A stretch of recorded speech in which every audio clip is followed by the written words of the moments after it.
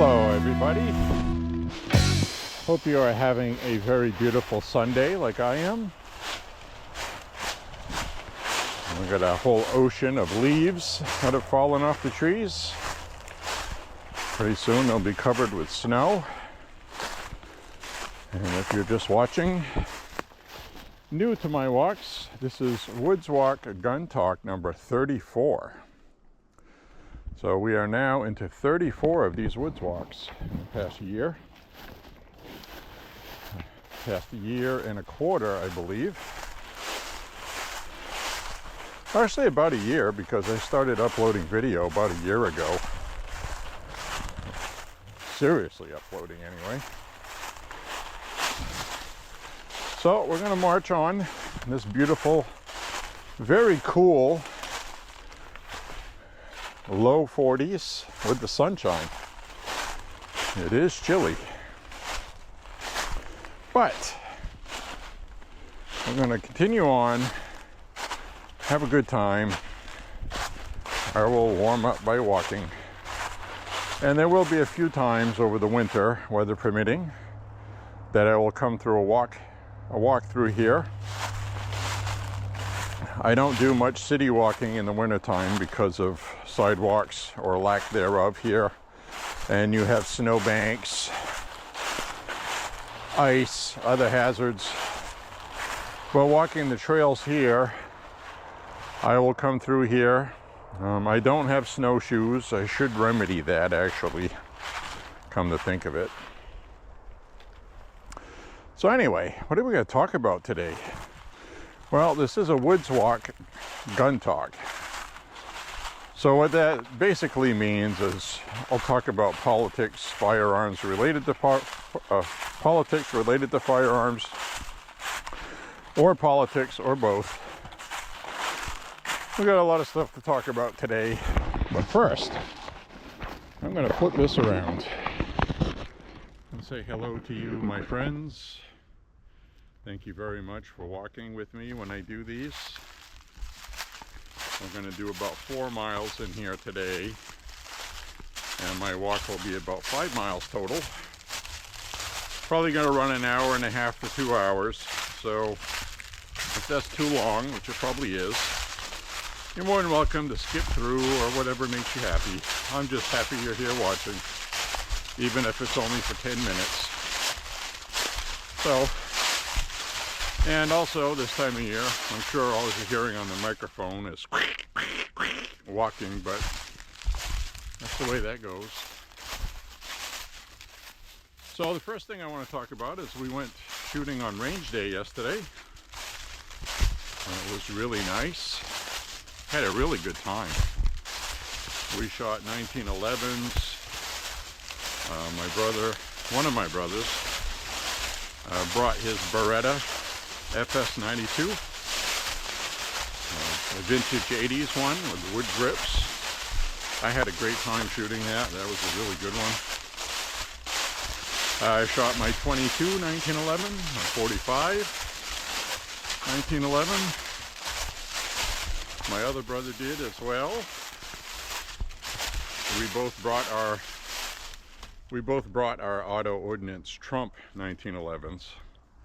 And we were both shooting those yesterday, and it was a blast. A lot of fun.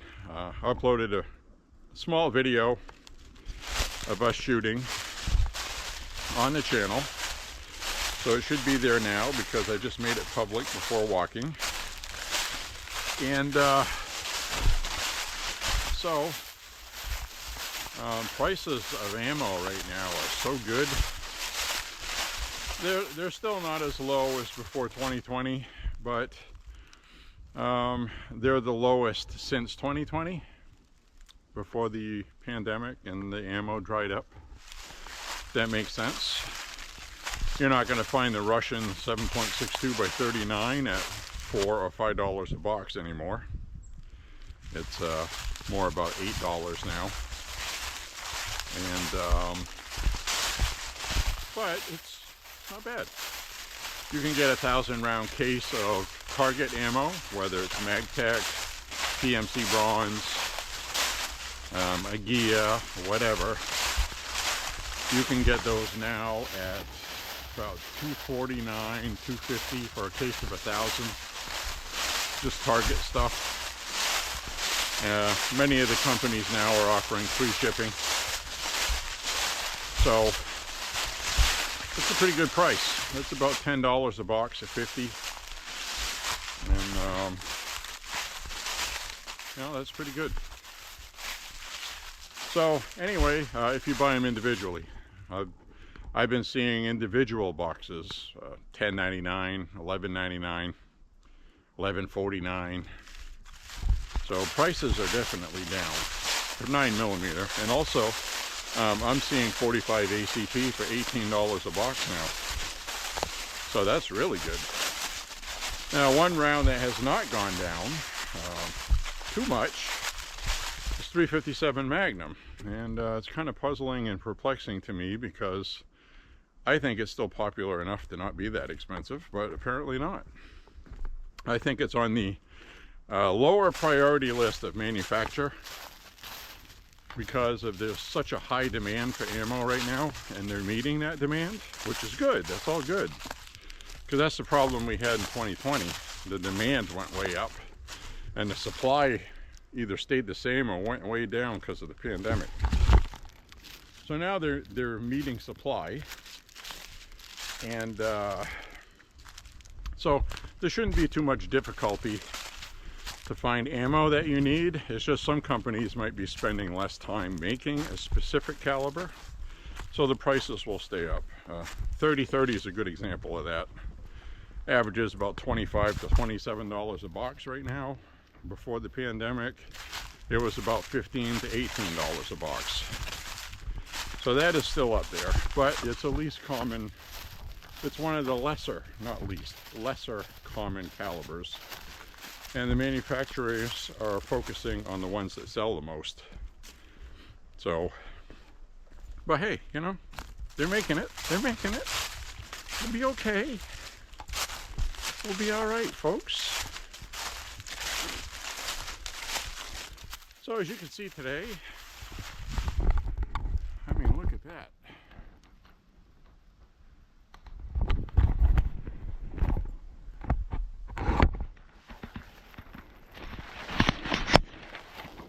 Tell me that's not awesome.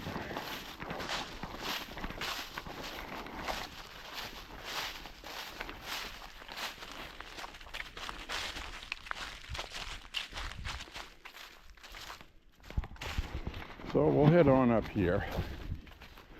So anyway, what I was getting at, or alluding to, is that it's a pretty good time to be shooting ammo right now. It's absolutely one of the best times to purchase firearms too. There is so much really good stuff out there right now, affordably priced. It's really crazy. So I was looking at a Tokarev Hammer pump shotgun, basically a Remington 870 clone. It's got the corn cob. It's polymer corn cob, and the stock is polymer, but the shotgun itself is a matte black security style, shorter barrel. What a beautiful looking shotgun. And the videos I watched, it looks really good. I saw one on sale for $149, I think.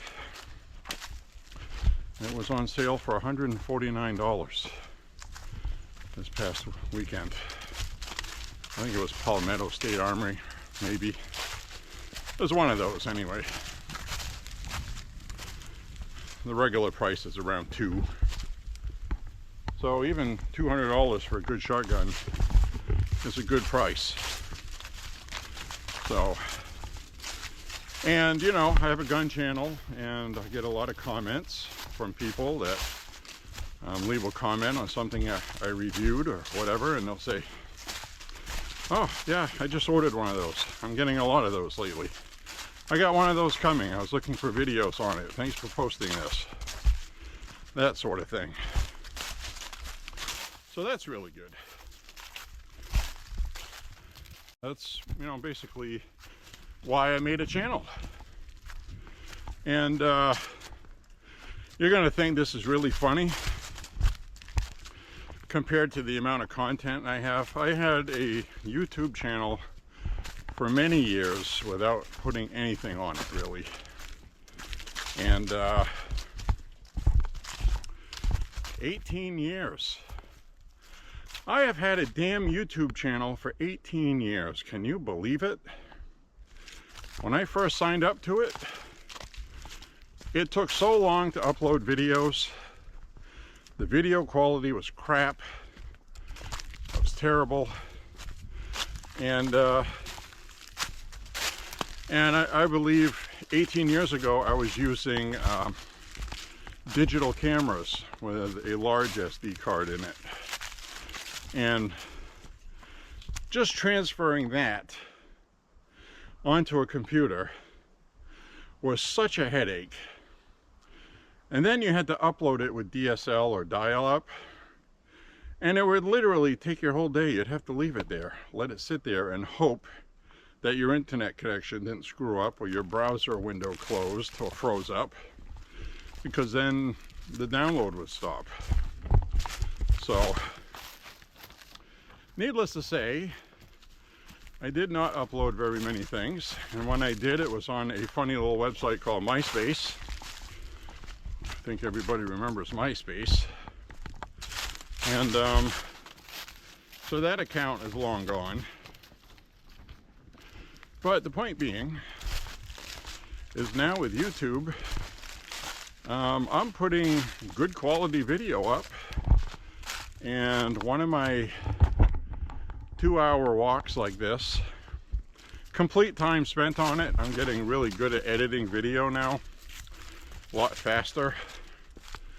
I can finish my walk, get home, take the card out of the camera, or take clips right off the SD card from the camera on my iPad or my MacBook and edit in a relatively short amount of time. Take me about 20 minutes to put together a presentation. It takes about 2 hours to upload it when it's done, and it takes maybe an hour to rip the video from the one I made to a file that has a good enough picture quality to make me happy when I see it online. So I like 1080p, and you can do more than 1080p, but it takes a lot more hard drive, it takes a lot more RAM, it takes a lot more residual hard drive space, because it makes a copy of what you're ripping as a project save. So whenever you rip a project, it's like doing 2 or 3 of them. And when they're 30, 40 gigabytes each, it takes a while and you have to maneuver some things. So, but anyway, not crying about it. I'm just letting you know that's the process involved. So, so we went shooting yesterday. I got one video uploaded. I didn't shoot a whole ton of video yesterday. And of course, some of it gets redundant. Like, how many times are you gonna tune in to watch me shoot 100 yards at a target? And the difficulty I have right now is producing videos that are worthy of upload. They're great from a family point of view. You're there with family, you're having fun, you're filming everybody. I love that. But it doesn't make good for YouTube, because I'll be in the middle of talking about something, and then there'll be people talking or shooting. Can't hear what I'm saying. Sounds like 3 people talking at one time, because that's what it is. And then you have like 4 or 5 people at a range. 2 will be over here doing something else. Somebody will be over there. So now I gotta stand around and wait until I can have an opportunity to go to one of those areas where people won't be. What I mean by people is family members. We're shooting a private thing. I'm just trying to say that it's more difficult than people think to come up with video footage to put on a channel. Like here, I'm just walking through the woods with the camera on me. There's no interference. I don't have to do too much editing, just let it record. But when you're at the range, you could finally get your opportunity. And then when you get your opportunity to get something on video, you're shooting, then you have a misfire. You gotta put your gun down, wait for it, make sure it's not gonna fire. And then you want it to get a full magazine, so then you gotta do a magazine change or reload. And then by the time you do that, other people wanna shoot. So, you know, it's one of those things. I don't think I need to beat that to death with that, but the point is, I also don't like to have foul language, and we use foul language, but I don't like to have the foul language on the channel. Sometimes on my walks here, you'll hear me get upset about something, and I'll use some profanity. I think that's normal. I do not have this set for children. So, anyway, listen at your own risk, I guess.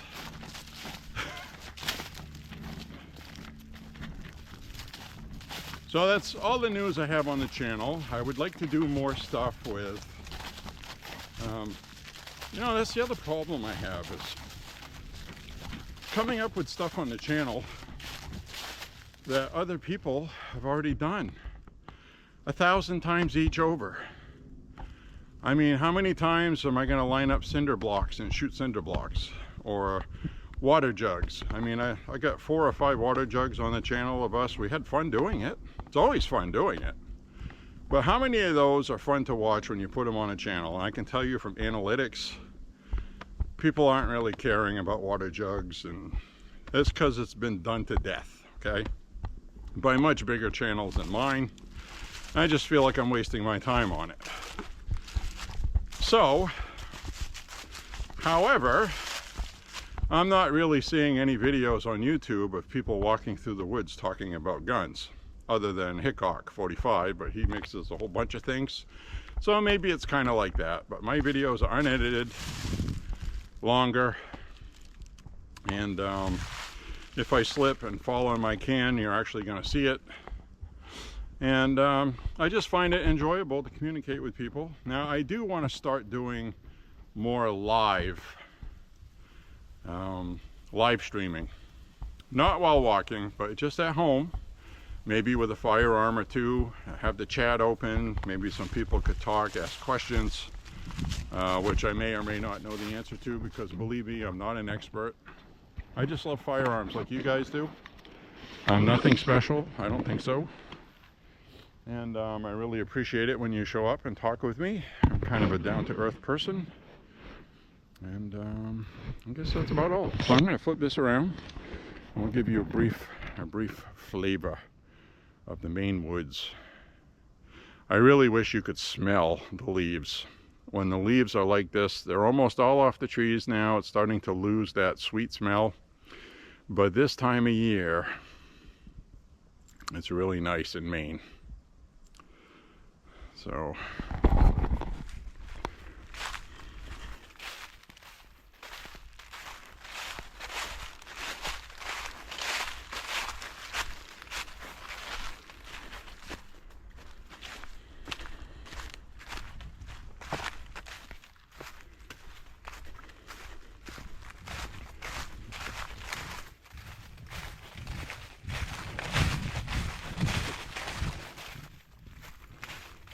we're going to walk on ahead, and you know, like I was saying, it's quite a crazy time right now. I guess this is where I could get into the politics part. I saw something yesterday that really made me angry. I mean, incredibly angry. These two people were so upset, and they were crying. This guy and this girl. And friggin' state of New York, man, what a bunch of tyrants. What a bunch of god-awful tyrants in New York. What they did to these two people. We got some people walking here. I'll wait till we go by. But I will gladly get into it in a moment. Okay, that's just people walking up towards the fireplace. So I'll turn this around. Basically what happened is in New York, this guy and this woman rescued a squirrel and a raccoon. They've had both of them for years, okay? Several years, 7 years at least. And they were posting videos on Instagram, okay? I don't know what their political leanings are, but it probably factored into it. But they were getting a big following on Instagram because the squirrel's cute. This guy and this squirrel, the squirrel actually absolutely loved these people. They loved this squirrel like a pet. It was their pet. They'd eat breakfast with it, and it would crawl around and go up in the cereal box and get himself something to eat. He was eating waffles. And, you know, the squirrel's name was Peanut. The raccoon's name was Fred. So, wonderful state of New York. I don't know why they decided now after several years. All I can think of is because of Instagram videos. And somebody in New York had to call and complain. So what did New York do? Because of some stupid ordinance they have that was passed because of rabies, that these people have had the squirrel and raccoon for years, they're domesticated. They raided these people's home. The police. They raided it. They barged their way in, they took the squirrel and the raccoon, and they euthanized both of them. The state of New York came in and took their pets because they were deemed as being probables for possible rabies. They were euthanized so they could test for rabies. So they killed both the pets. They fucking killed Peanut and Fred. They're both fucking dead because of New York. New York politics, liberal authoritarianism, stupid things where people don't have their rights anymore. Now, what happens if they find a cat somewhere that has rabies and there's some kind of epidemic with cats? Are they going to start rounding up people's cats and killing them too? Because that law would apply to that too. So I guess the rumor is somebody called and I guess they filed a complaint and they said the squirrel bit them. And of course nobody knows if that's true or not. It's a fucking squirrel. Have you ever run into anybody in your lifetime that's been attacked by a squirrel? So somebody didn't like what they saw on Instagram. This is my opinion. It hasn't been verified. Reported them. And somebody lied and said the squirrel bit them. And now both of them are dead. And the internet is absolutely incensed, and they should be. They're absolutely, incensed. Absolutely pissed off, myself included. I was so friggin' mad. There's so much cute video of this squirrel. It's so friendly. And they just, after 7 years. Granted, squirrels generally live about 8 years. The squirrel was coming up towards the end of his life. It's an older squirrel. But, the point is, they took the squirrel and they killed it. And the raccoon. And you can be upset at that, but you can even be more upset when you see that they just let anybody come here from another country, unvetted, unvaccinated, untreated, give them rent, food, and that's the kind of stuff that really makes people angry. So I'm going to flip this around. We're going to go on our walk. So I'll go up this way. Hi. Go on up through here. We're going to follow the green trail. We're going to go down to the Whale Rock sign. And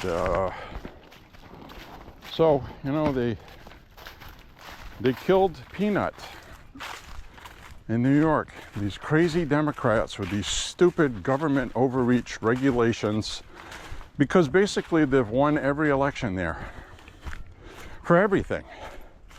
So once you've won everything, what do? Well, you come up with all your stupid ideas. Well, that sounds like a good idea. That'll keep people safe from rabies. And they passed this stuff. And now, you know, they killed Peanut. I'm sure you've heard of Peanut already.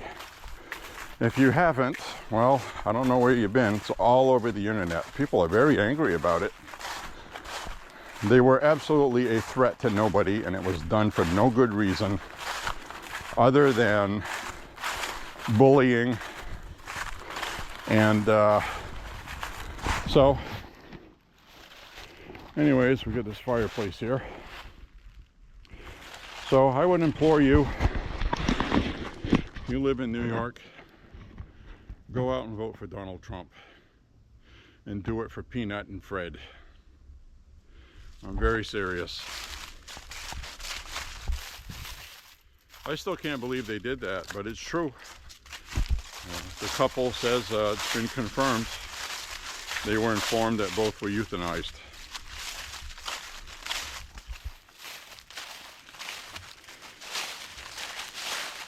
Now, Peanut loved these two.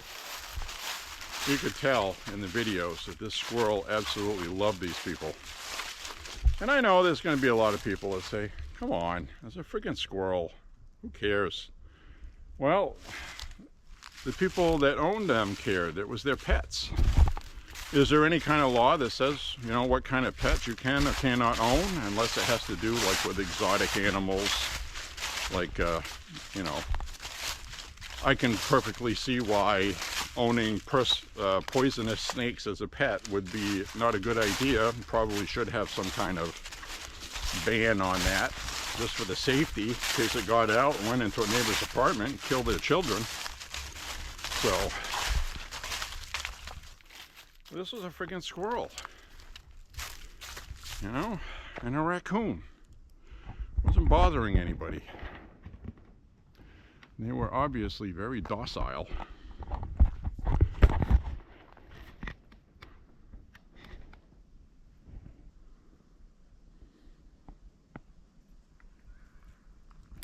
It's a beautiful day today. So, that's my thing today that really made me mad. It really did. So, I think New York ought to go out and vote for Trump. Vote for Republicans. Send a message and do it for Peanut.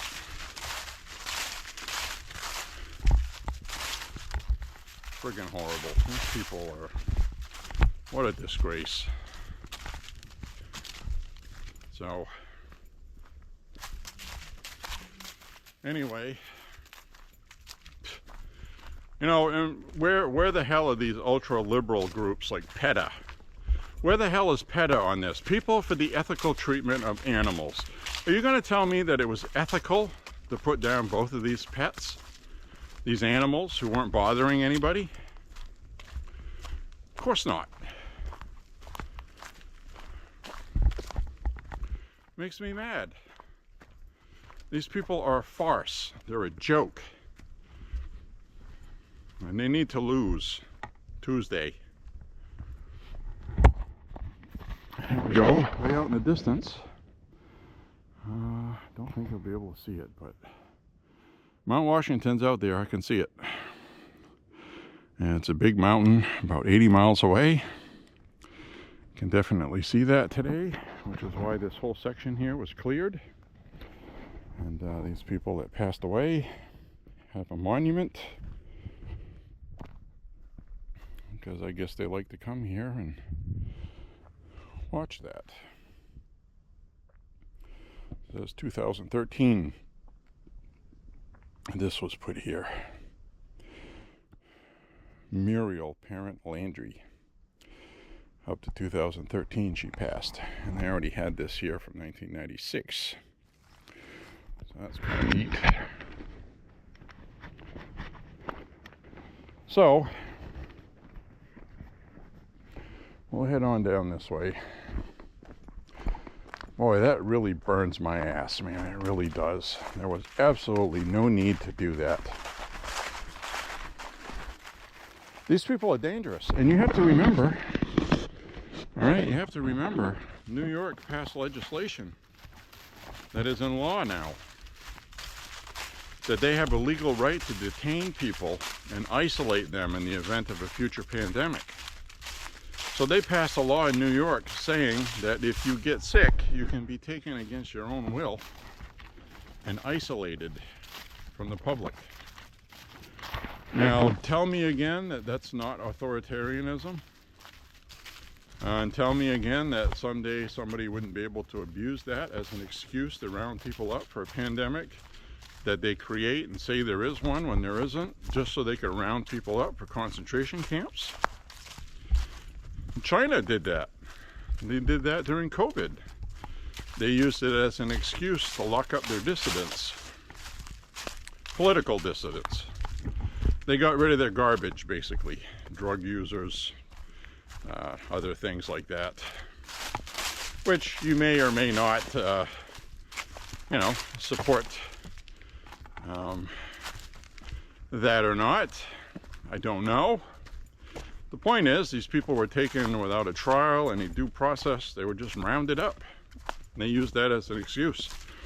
And also in China, there was parts of China when they weren't sure what was going on with COVID and how it was being spread, that they were euthanizing people's dogs.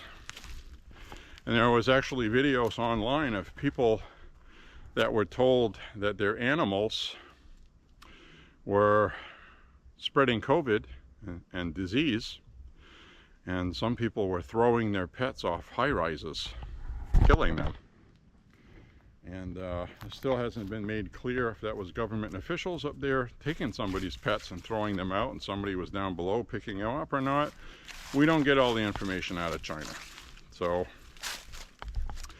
I do know that they have real concentration camps in China, forced labor camps, forced organ harvesting. That's something they've been doing for a while now. The media here has reported on it quite a bit, actually, until Trump became president. For some reason, they stopped doing it. And, gotta watch out for these leaves. Going down steep hills with acorns and leaves, loose leaves that are dry are very slippery.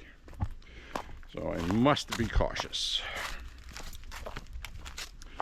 So anyway, I guess that's a good segue into the next segment, which is going to be pretty lengthy. If you don't want to hear about election talk one way or the other, you don't want to hear about who I think is going to win or not, what favors us, what doesn't, then you're probably going to want to turn this off now.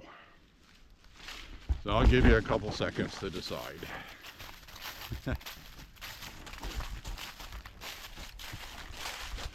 All right, good. If you're still here, then you care about what I'm going to talk about next. All right, well, we're getting right into the thick of it now. Today is Sunday. Today is November 3rd. It is 2 days before Election Day, Tuesday. And I told you I was going to wait until Sunday, possibly Monday, to tell you who I thought was going to win and why. Well, I have come to my conclusion. And I'll tell you ahead of time, it's not based on rah, rah, rah, I'm rooting for this person. And it's not based on anything other than known data, for one thing. And also, mainly it's data. It's indisputable data. So, I'm going to start off by saying that I'm very happy with a few states that have made the effort to curb cheating. It hasn't been reported by the media, but I did find local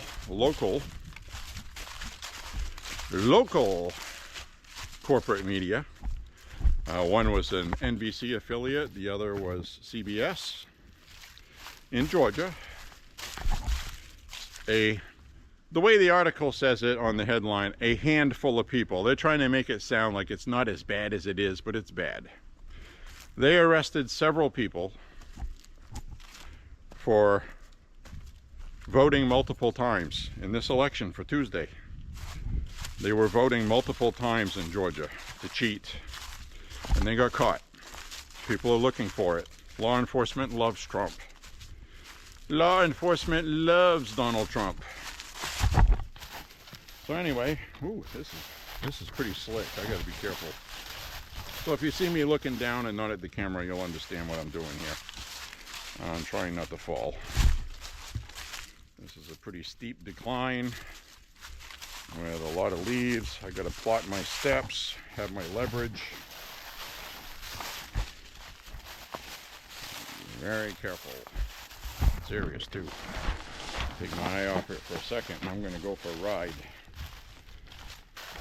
If you were with me on one of my walks last fall, you will see that it was a little muddy and it was also had leaves. A lot of the snow had melted. Woo! And well, this is probably going to be the last walk I take with sneakers, I can tell you that out here. I actually said that the last time, so if I fall this time, I deserve it. I need my hiking shoes that this usually is not very much of a problem for. So anyway, they arrested a handful of people in Georgia for voting multiple times. So somebody's watching.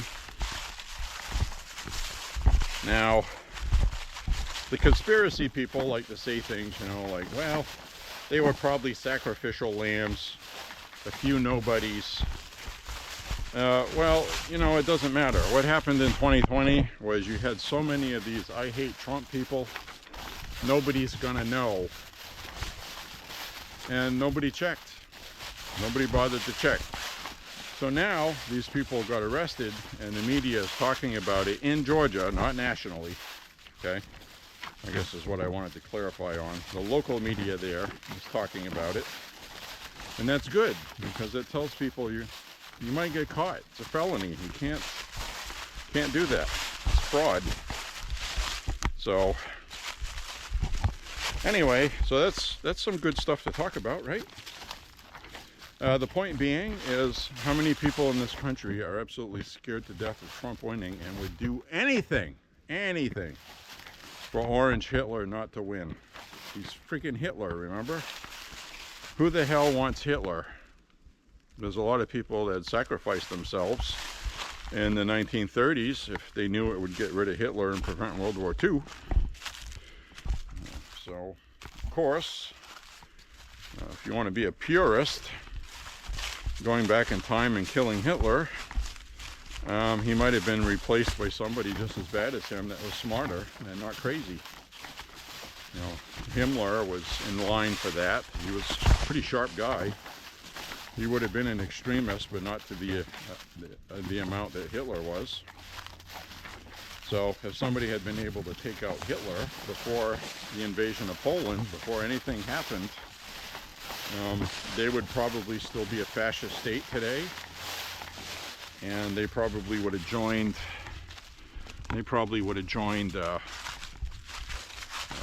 The Soviet Union during the Cold War. We might have ended up with a World War III, which would have been a World War II because we wouldn't have had World War II. And the only reason why Japan did what they did against the United States was because they partnered with the Axis of Evil, which I'm sure Himmler would not have been a part of. So anyway, I'm straying off course here, I'm sorry. They caught a handful of people, it said, which actually turned out to be about 4 or 5, which I guess is a handful, right? And they made examples of them in the media to send a message not to cheat in Georgia. Then we had canvassers in Pennsylvania get busted, and that got national attention, which was good. So what they were doing was a canvassing company hired to get people to register to vote. And so that's another thing I like about my walks. I get to find a whole bunch of free cigarette lighters. I got a pretty good collection now. I don't smoke, but it's good to have a fire starter, you know what I mean? So anyway, Lancaster, Pennsylvania, that county has about 360,000. And this canvassing company was caught red-handed with false voter registrations. They were using false social security numbers, false signatures, false addresses, everything. And they got busted. Now, they were on one of those things where if you go out and petition people and you sign them to register, you can be compensated. So the canvassing company, I guess, either was responsible for this, or they were paying somebody and they knew they were false and they paid them anyway. So it's the kind of thing that they're upset with Elon Musk about, because he was giving away $1 million a day to lucky people for the whole month of October into November, which early voting stopped, I guess, this weekend. And now Monday, I guess pretty much most of the country, there's no early voting, and you just have to go on election day to vote. So I have seen about maybe 40 to 60% of people have voted early in some states, which is good news for Republicans, because Democrats primarily like voting early. And I gotta be careful here. They like to vote early. And you're gonna have some older ones that don't. So there are going to be Democrats voting on election day, and it's yet to be seen how many Republicans are going to vote on election day, but I'm assuming it's going to be about 40% of the Republican base is going to vote on election day in person. We set records this year. So what does that mean as a whole? Well, normally you would have to say, well, you know, that's really good that Republicans voted early, which it is, okay, make no mistake. And the reason why that's good is because Republicans have been out registering Democrats. A state like Pennsylvania, there's probably about 150,000 new Republican voters. And those new Republican voters consist of first-time voter registration and people that are switching party. There are people that were independents that have decided to be Republican, and there are a lot of Democrats that left the Democrats because they've gone crazy, and they registered as Republicans. So, and what I mean by 150,000 is I'm not saying only 150,000 have done this. I'm saying the Republicans have 150,000 advantage over the Democrats.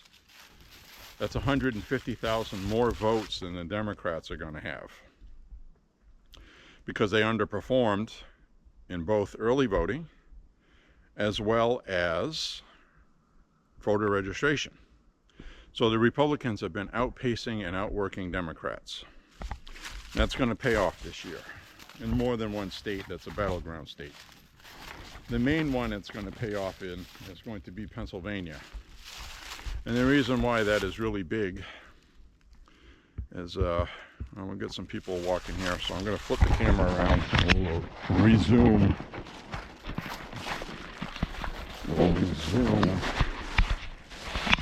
our walk once we're past.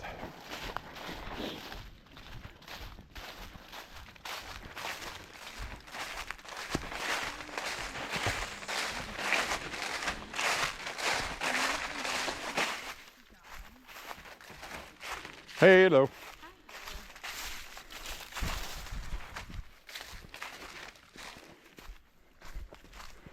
So we'll walk on up this way.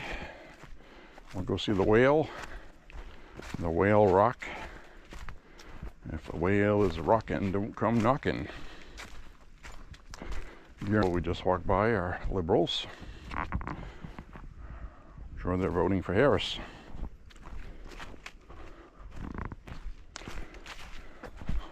Because whenever you see white women with hair colored in bright colors, that's what that means. It's a thing. They want to self-identify as I'm one of those people. Okay. Okay with me. You're a white, angry woman. If they heard me praising Trump, they'd probably attack me. I don't want to be attacked.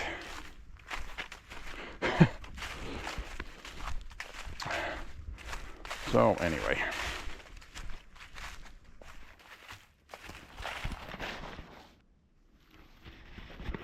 All right.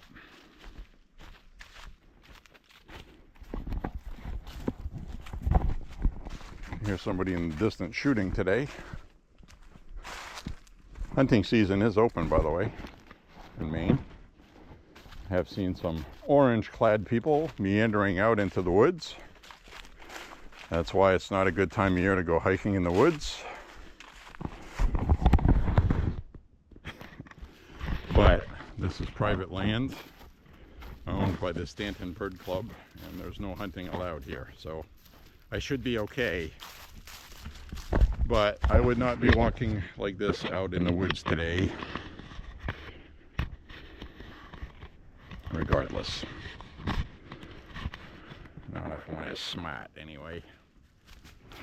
So, what was I talking about? I was talking about early voting.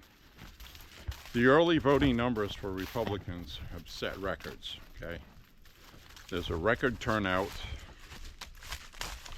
A lot of it has to do with Trump telling people to go out and vote early, as well as the Republican Party under new leadership, under Laura Trump, who wants the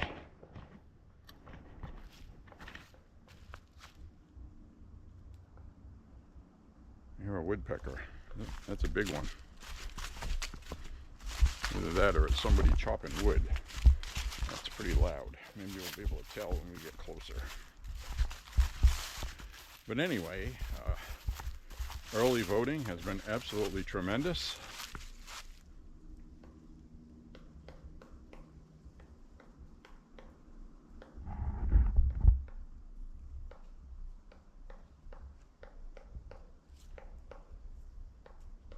A woodpecker. It's one of the bigger ones.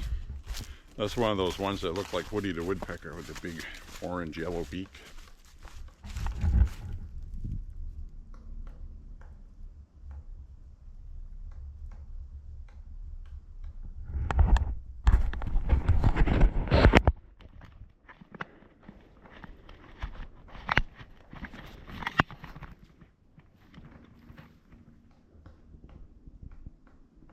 Trying to see if I can see it.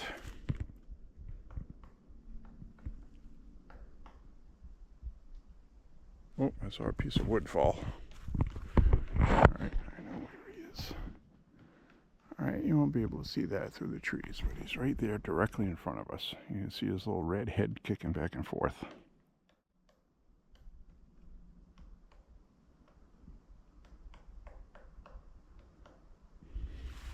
You'd think that would give you a headache, you know? Think about that. That would give me a headache. But we got to see a woodpecker today. And I realize with the lens on here, it's panned back. You probably really can't see that well, but he had a kind of a black and blue, black and white stripes along the side of the face, with a red fez and a red top and his yellow beak. And I could see pieces of wood falling underneath him. So they're actually quite good at that. As anybody that owns a house that has been attacked by woodpeckers will probably understand better than anybody. So we got this granite rock here, which is actually the whale. you've never been here before, we'll take a walk down shortly. Now, I come here somewhat frequently. And, you can see the old ceramic. There's an old ceramic insulator. It used to be up on the power lines up there. They got a different kind now. Looks like it's still a ceramic, but that's a bigger, older, different color. So anyway, geez, what to make of the whole thing? Well, I can tell you quite honestly, with honest data, that the Republicans have, on two fronts, the big main ones, is voter registration, have outworked the Democrats, and also early voting. And the reason why this is significant is a lot of these absentee and early voting, that is like the bread and butter of Democrats. If you remember in 2020, Trump won the election day vote, but then he lost the election on ballots that came in later. These are those ballots. And Republicans are leading on that. So basically what a lot of the experts are saying is, unless Democrats mount some record turnout on election day, which could happen, and it would be because of the abortion vote, and I'm going to list the strengths that the Democrats do have in this election. And the big one is abortion. It's an important issue for a lot of women. And you know, but it's a double-edged sword. If you're going to be against abortion, this is going to be something you're going to have to deal with. And the Supreme Court, 3 of the justices that Trump appointed are the ones that flipped the Roe v. Wade. Now, you and I understand Roe v. Wade was unconstitutional. It should not have been decided by the courts back in the 60s for the entire country as policy. You know, then 50, 60 years later, I mean, you know, we're stuck with it. And now it's been put back the way it should have been back then. And a lot of legal scholars, which is true, both Democrat and Republican, for years have been saying it's unconstitutional, whether you like the ruling or not. It's an unconstitutional ruling, and that's what the court ruled. Now, they didn't ban it. They're just sending it back to the states. But they're using a fear campaign, effectively, I should say, to get women to not vote for Republicans because they're going to steal your rights. Well, most of the people upset about the abortion ruling live in blue states that already have it on the books where you can have an abortion. So a lot of this is just being politicized. So that's the other thing. We don't know how that's going to factor into how everybody votes yet. So now this is interesting. I don't know if you can see this here, but we got a whole bunch of branches here that have been stacked in a line intentionally, it looks like, as some sort of barrier, or it might be some kind of trail marker because they have marked it with these sticks with blue on it. And if somebody walking this way didn't see this trail here, they might end up walking up there and walking on like forever into somebody's backyard up there somewhere, or private property, that's what I should say. And you can see this trail here, and you can see these sticks with blue markings. So I'm gonna head on down this one away. We'll see what's down here. I've never gone down this way. I've looked at it on Google Maps though. And so this is a trail, and you can see that it is a beaten path. It's been used. So it's also marked with these blue sticks. So we'll just walk on it a ways and we'll come see what's down here. So my election prediction. Well, based on the early voting displayed by Republicans and understanding that Democrats are going to have to mount a huge election day turnout. Now, Democrats do turn out on election day. Now, how many of the early votes by Republicans are new registrants from that advantage I told you about of new Republican voters? Most of these new Republican voters are going to vote. So they obviously cared enough to either change party or register as a Republican from what they were, or become a first-time voter. You can pretty much bet they have voted. So when you see the Republicans have, let's say, a couple 100,000, 300,000 early votes somewhere, how many of those are going to be new voters? And how many Republicans that voted already are not ones that this is the first time they vote early because Trump said they should? And a lot of those, you know, I do have 2 relatives that never vote early, and they voted early for the first time this year. So that quite possibly might be a thing. And there's really no way to tell until after the election. But I can tell you that enthusiasm for Kamala is low. Enthusiasm for early voting by Democrats is lower than they're used to. And I can tell you that the Democrats are very concerned right now that there is a huge number of people of color that usually vote Democrat who have not turned out to vote. They're not turning out. Specifically, black people, Hispanics, and other minorities are not showing up. And I'm expecting that this is what's going to happen with Kamala in Michigan. I think the Muslims are going to vote for Trump or not vote. And I think the Democrats are going to lose Michigan. And remember, Trump only needs one of those battleground states out of the 4 if he wins Georgia and North Carolina and Arizona. Okay? It's very important. If Trump wins Arizona, Georgia, and North Carolina, then he needs just one Great Lakes state. It can be Pennsylvania, can be Wisconsin, can be Michigan, and I highly doubt he would win Minnesota.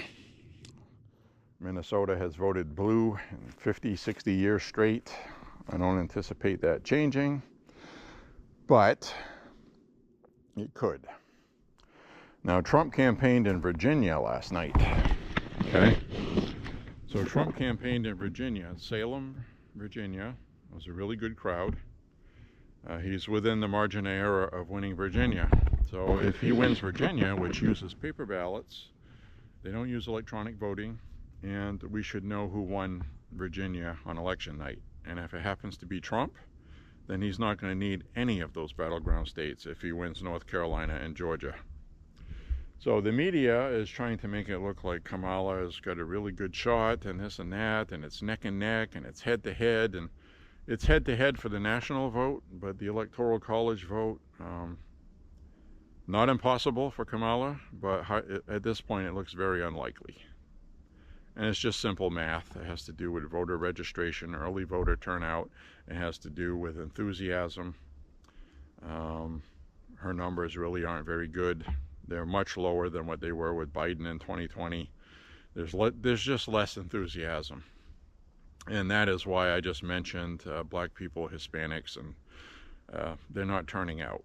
So if Kamala is going to win this election, it's going to have to be a huge disproportionate number of female voters voting against the Republicans and Donald Trump. You are going to see record female turnout, but is it going to be enough to really tilt this election and have Kamala sweep the battleground states that she needs? I seriously doubt it. Is it mathematically impossible? Nah, of course not. It's not. It's not mathematically impossible. It's very possible, but more than likely not. So my prediction for the election, I'm going to go on record with it right now, is based on early data, early voting, enthusiasm, turnout, Most of the country is going to have great weather on voting day, so that's going to affect things. They're trying to really gin up the polling in the last day before the election to try to tell people that it's urgent for you to go out and vote. Trump could win this. So they're trying to get people to realize that, you know, oh, just because it's Kamala and the Democrats and they always seem to win, this isn't in the bag. You need to go vote. So they're trying to get people to go vote.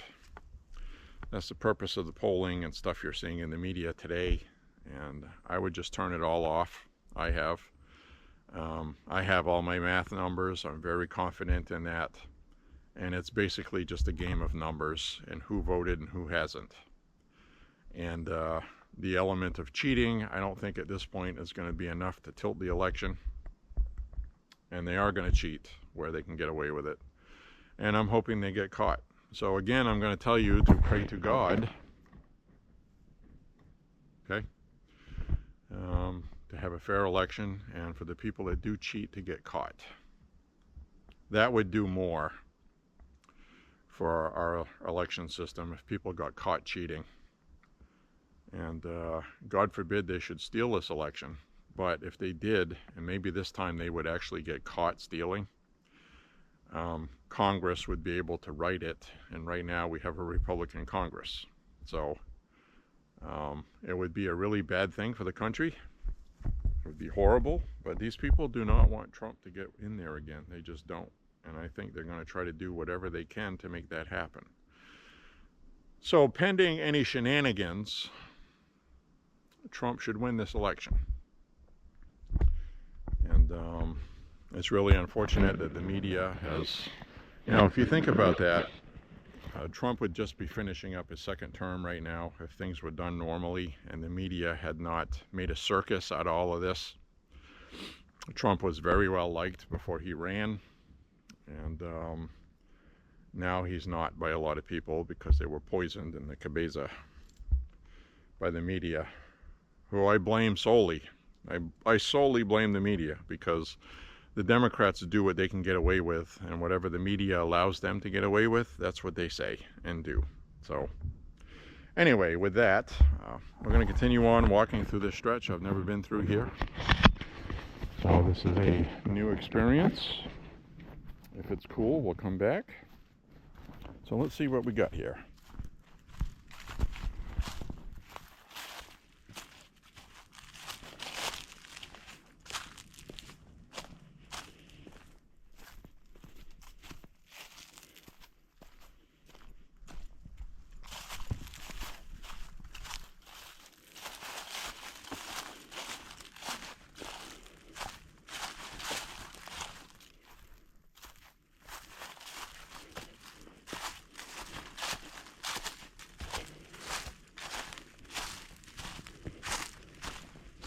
See, it's marked.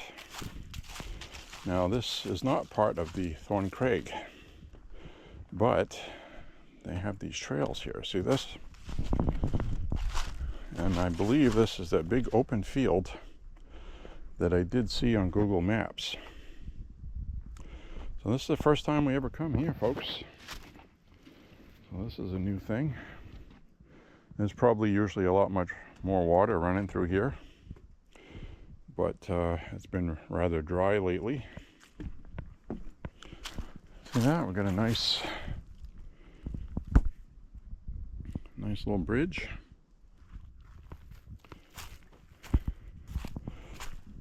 Oh, this is nice. Yeah, this is that big open field that I see on Google Maps. And you can see the trail markers up ahead. Well, let's see where this goes. I'm going to backtrack this way for sure, because if I remember from Google Maps, this is going to exit into somebody's neighborhood with actual streets. But I want to see where this goes, and if I can go on a city walk and then come off a neighborhood and come this way, you know what I mean? So my prediction for the election is that Trump is going to win. But again, there is a chance Kamala could win. But more than likely, Trump is going to win this election. And that's the best I can do, folks. And it's based on data, facts. It's not based on rah, rah, rah. Trump, Trump, Trump, fight, fight, fight. It's not based on that. It's based on actual numbers. Math doesn't lie. There's only so many people that can vote. There's so many people that have voted already, a record number. And then we have all those numbers. And the simple fact is that 4 of the battleground states have seen record Republican voter registration. And we have actually Pennsylvania. I had to double check this number, but it's true. Democrats had a 600,000 vote registered vote advantage, and now it's 240,000.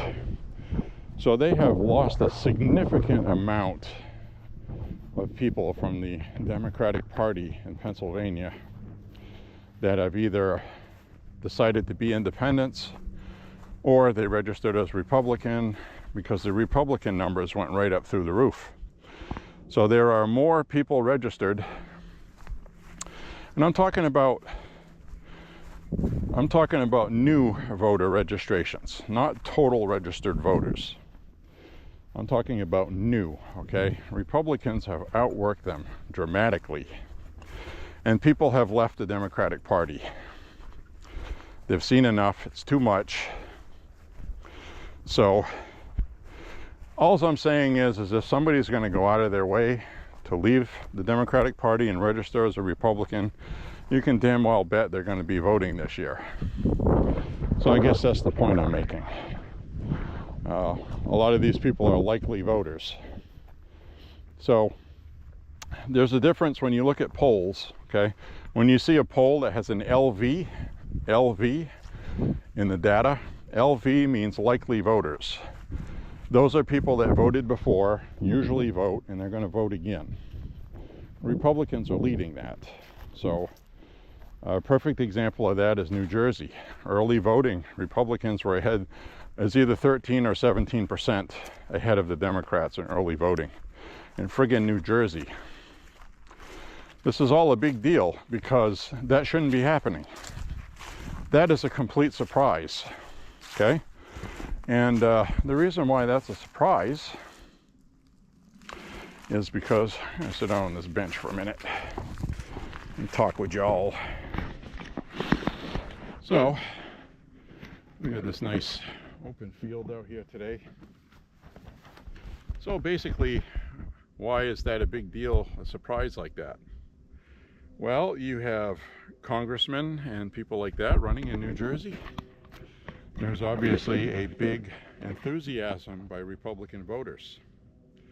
And you probably see that in a lot of the states that are heavily oppressed, which New Jersey is. And we're also seeing that in Southern California. There are neighborhoods in Los Angeles that have Trump signs on their lawns, and people aren't ripping them up. And they're mostly Hispanic, Latino. And they have had a belly full of Democrats. And what I want to say next is very important, okay? Just to be hopeful. Let's say Trump loses Tuesday. Honestly, let's say he just loses, okay? Which, you know, could happen. Either or, there is so much Republican enthusiasm right now that there is a noticeable shift in our country right now, politically. And the Democrats are on the bad side of it. And they've done this to themselves. So we could win Congress and the Senate, and we'll lose the White House. Which, if you think about it, Kamala Harris as president would be awful. She would do some stupid things, but a lot of Republicans would file lawsuits and win those lawsuits. She wouldn't be able to get much accomplished. She wouldn't have Congress, and she wouldn't have the Senate. And basically, she would be a lame duck president that we're stuck with stupid, embarrassing things that she would want to do and say. And we wouldn't get another kick in the cat until 2028. But if she was really bad, she'd be worse than Biden. And winning in 2028 would be even easier than it is now, because we wouldn't have Trump with all this established hatred for him, which has affected the vote. Let's face it, there are people out there that hate Trump. They just hate him. They don't know why. They're just never going to vote for him. They've been poisoned. And this constant media barrage for 9 years. We have a bunch of 18, 19-year-old voters now who were children when Trump was president. They don't really remember him. They just know what they grew up with their phone apps telling them Trump is Orange Hitler. So it's unfortunate. But the good news is 2028, if Kamala is that bad, the people would see, oh my God, we got rid of Trump, but geez, she's worse than Biden. And it would be a disaster. And they'd probably be very thankful, silently, that the Republicans were in charge of Congress and the Senate, so this country could not be completely decimated. But she will still be able to make policies in Ukraine and Israel, Palestine. Could very well be World War III. I think she would be really bad, and I think they would smell the weakness in DC and take advantage of her. And it would be a terrible thing. So, that being said, that's if Trump loses. If he wins, I think the people may give him Congress. That's still up in the air. We won't know until election night. And Republicans definitely are going to win the Senate, it looks like. I'd be really surprised. It would be a huge shocker if they didn't.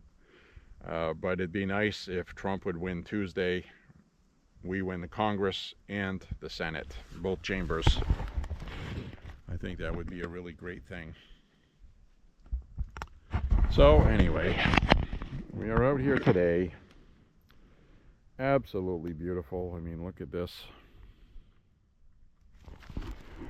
Now, I'm going to stick here with the blue thing on it. Let's see where this goes. Let's see where this trail goes. I have a sneaky suspicion that it's going to end up on a road or a street. Well, we'll go up here anyway. Let's see where this goes. We'll follow the trail.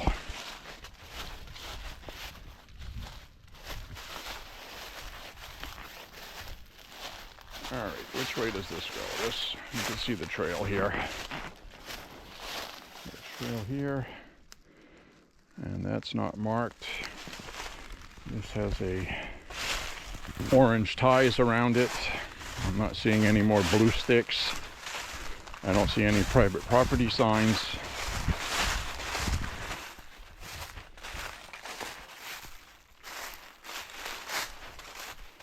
Looks like it goes up through here.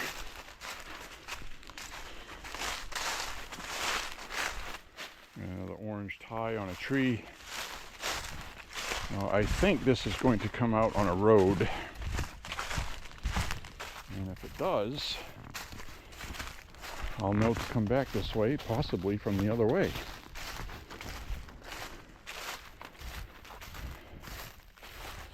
I'm going to open let's see if I can get a Google Maps.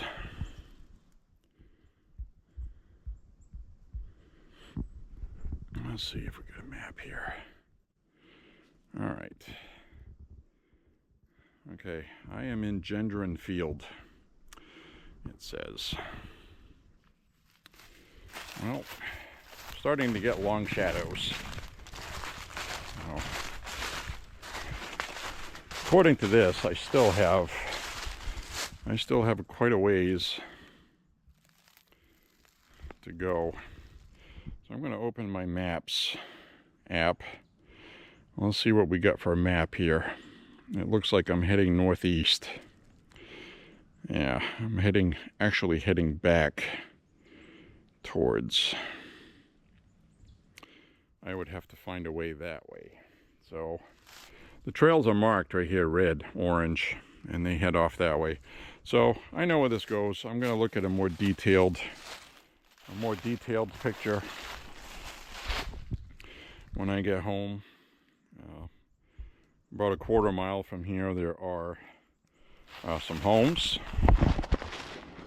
So I got to do a check for my stuff and make sure I didn't lose anything, like my phone. or my keys, I should say. I just looked at my phone.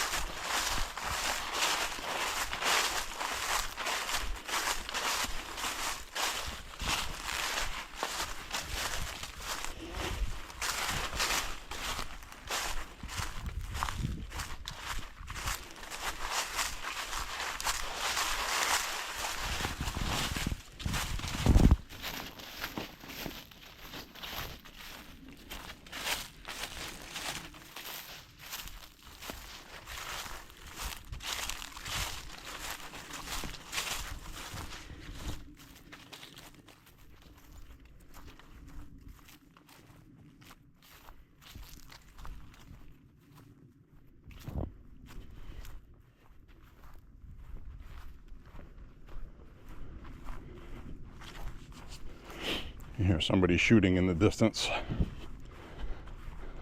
Somebody's shooting. Sounds a few miles away.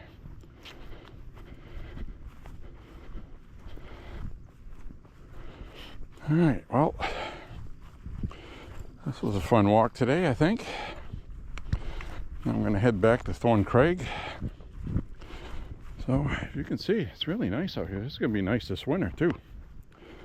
If it's not too cold, I'll come out here.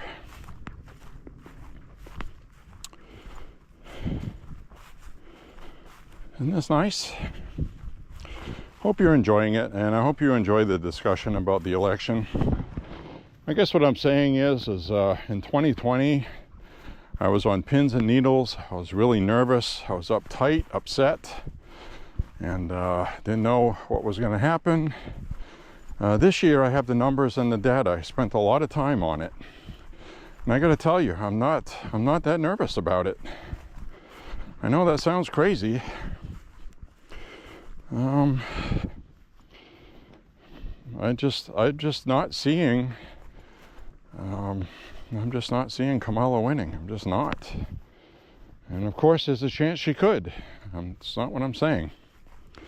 What I'm saying is we're where we want to be, considering everything that's been thrown at Trump and all the propaganda and the lies and the deceit and rhetoric. And I think the more they call him Hitler, it actually helped him. Because that's over the top and it's unrealistic, and people know that's not true. You know, people inherently know that. It's food for their base is what it is. And from what I've seen, I will reiterate it. This is very important. I'm not seeing the enthusiasm for Kamala. She's got people showing up at rallies because, you know, she has people performing. She's giving concerts. Famous people have paid. You know, Trump doesn't have any of that. And Trump's doing 3 rallies today. He did the first one earlier in Salem, Virginia. He's going to do a couple more, one in North Carolina. And so he's got 2 more today. He might be doing one of them right now while I'm walking, the second one of the day. And so we'll head on back. Hopefully we won't get attacked by any woodpeckers. Can you imagine a whole gang of angry woodpeckers attacking you? I don't think there'd be much you could do about it.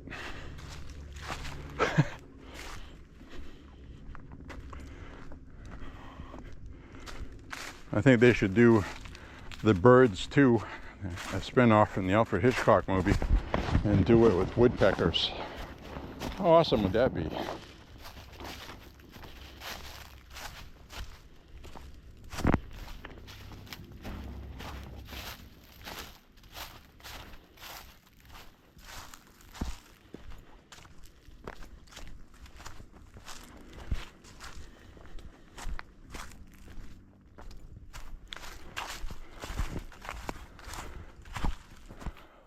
now it feels very cool right now. And we have a very low sun in the sky, as you can see through these trees. That's how low the sun gets in the north here. We're still in the afternoon. It's only about 2:30. That's why it gets so cold in Maine. We're closer to the Arctic Circle than you are down south. So we're gonna head back now. We'll get back on some nice trails. About another 1.5 miles to walk in here, I guess. We'll call it a day. And remember what I said, folks. I want you to enjoy the election Tuesday. It's just my own personal opinion. And believe me, I'll be the first one to come on here after and looks like Trump lost, and there'll be a reason for it. And I won't be happy about it. But as it is right now, with the data we have that is fact, excluding cheating, Trump is winning this. The question is it going to be big enough where if they do cheat, and they would have to cheat on a significant scale, and they're being watched this time. Make no mistake, the Trump campaign has spent millions of dollars guarding this one that they didn't in 2020. And what have they done? Well, the Republican Party has gotten more lawyers and attorneys than they have for any previous election. They've already been filing lawsuits. They actually got Bucks County in Pennsylvania to actually stay open for an extra day past the state law because they got caught cheating, and they knew Republicans were in line to vote.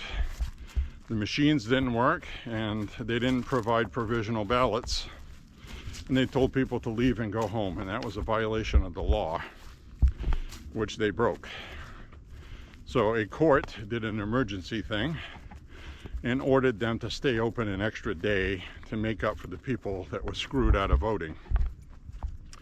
So there's a lot more things like that going on, and it's really encouraging to me that a handful of people, as the media put it, got charged and arrested in Georgia for fake ballots, voting more than one time, voting multiple times, which is against the law. But like I said, these people feel like it's justified to cheat. The end justifies the means because Trump is Hitler. Who wouldn't be against that? Well, the friggin' law is the law, okay? Simple fact is, you got millions of people that are going to vote for Trump. And if he gets elected, he'll be democratically duly elected as president. And if you're doing anything to poison that, then you are usurping your democracy. You're the one that's the threat.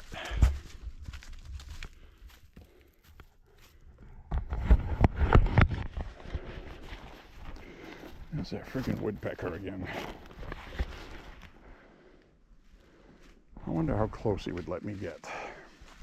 What do you guys think? You think it's a good idea to go bother a woodpecker, or is he going to try to kill me?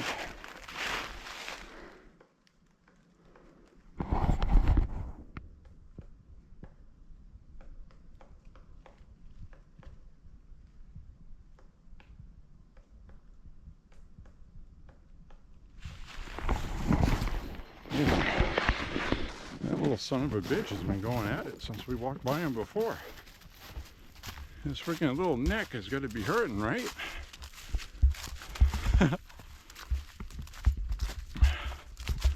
So anyhow, well, I think this was a good walk today. I think we're talking about a lot of things. I haven't walked for 2 days, so I had to go walk today and atone for my sins of not walking daily. That's why it's called, typically it's called Walking with Jabo, an almost daily walking vlog, which by the title implies that I do not walk every day. Most every day, but not every day. So yes, Trump's going to win this election. And it would have to be something very unusual circumstance for him not to. That's why I mentioned the record female vote. Unless there is a new amount of record female vote, which would be indicated by new voter registrations, which, as I've mentioned already, they're falling behind on. So that's kind of unlikely. So if they're not registering a whole bunch of new women to vote, then I just don't see how they can make up that ground. I just don't. Being honest about it, math doesn't lie. Now, if the Republicans hadn't bothered to do anything about their ground game, the other thing is the outsourced, the Trump campaign outsourced a company to do this canvassing, and they are using meth. All right, we got a new battery. These things work on electricity, folks. Sorry for that. But as I was saying, the Republicans and Trump's campaign specifically have upgraded their ground game and using a canvassing technique that is a secret right now, and it has not leaked, thankfully. And it's basically what a couple of election experts have been calling Trump's secret sauce, whatever that is.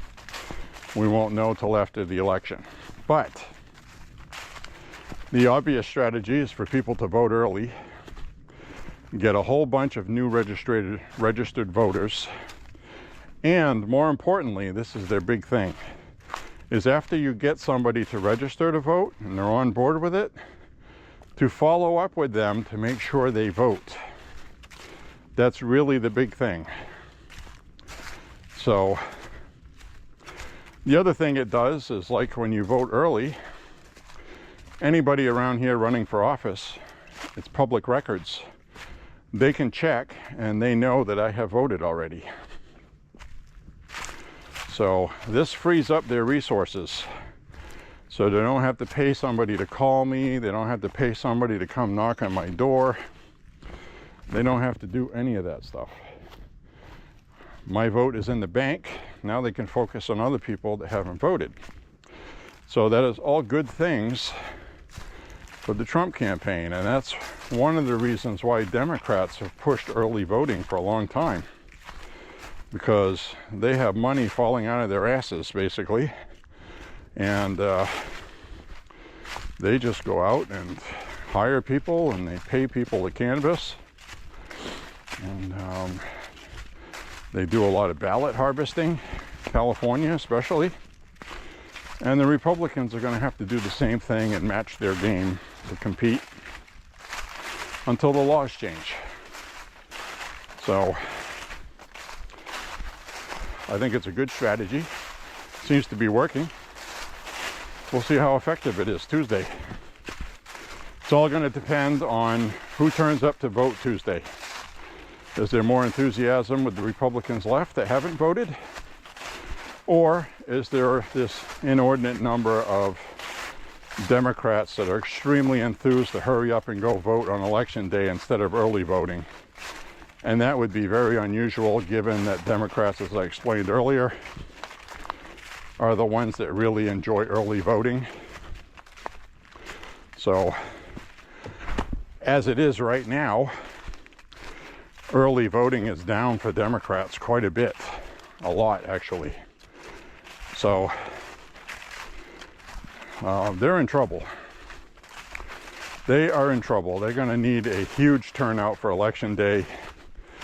And they would have to be sitting there with their fingers crossed, even if they get that huge turnout. So things right now are not in their favor. Very important to understand that. So, oh, somebody else here walking. I'll be quiet. Shh.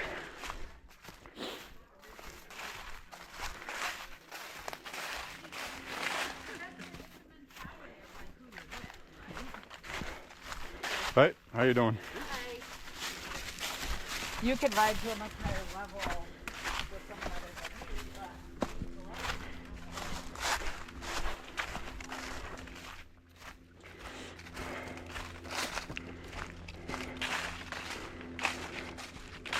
but... So anyways,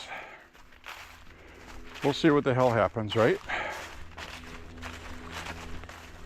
We'll see what happens. But that's my prediction and why.